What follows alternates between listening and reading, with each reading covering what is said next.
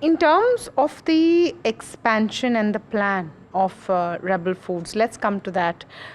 Some very well-known brands, some relatively newer brands, all of them growing.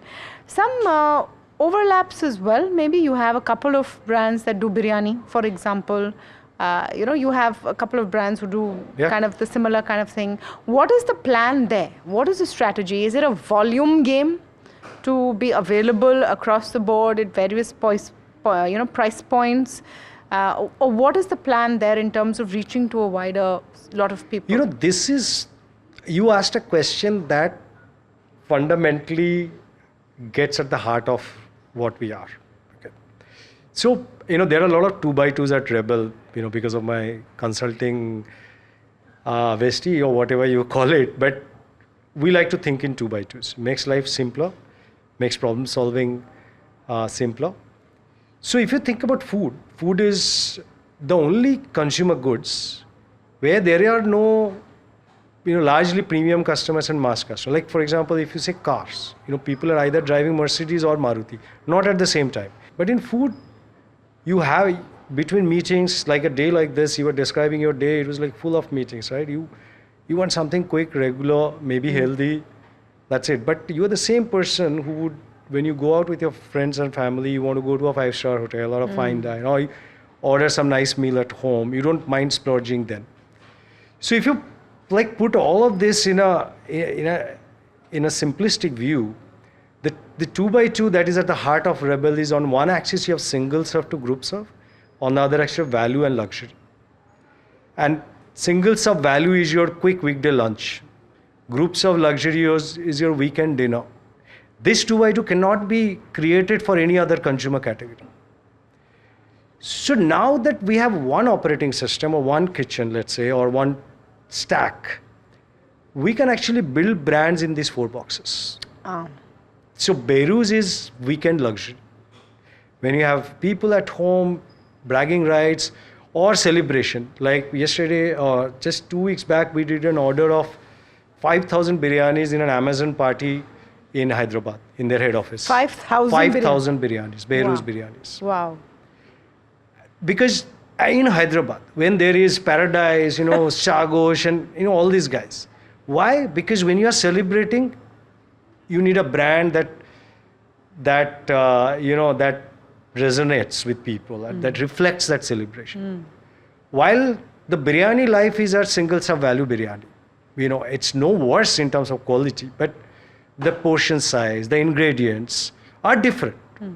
Lunchbox, single serve value. Sweet Truth, dessert is a single serve value or group serve value. It can be in both. Smoor, which is a brand that we own, is group serve luxury, and so on and so forth. So that's how we think about it.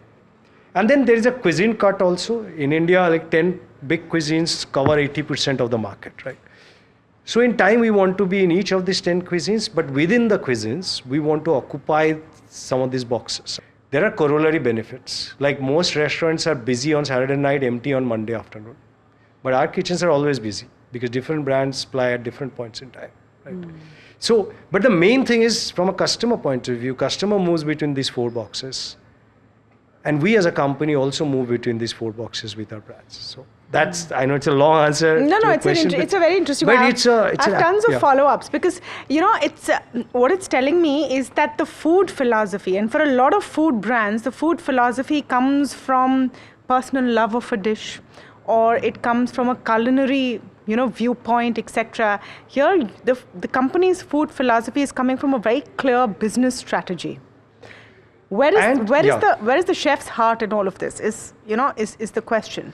See, when you're okaying a product, if it doesn't fit in this 4x4, does it make the cut? See, I think quality is a non-negotiable in all of the 4 boxes. Yeah. So we can't have a substandard biryani or a substandard bowl. I mean, that's a given. Okay. Because as a food brand, nothing gets out of Rebel Kitchen unless... So there were a couple of tenets we had in the beginning. Like we won't make anything that our children won't be able to have. Right. So the quality, the ingredients.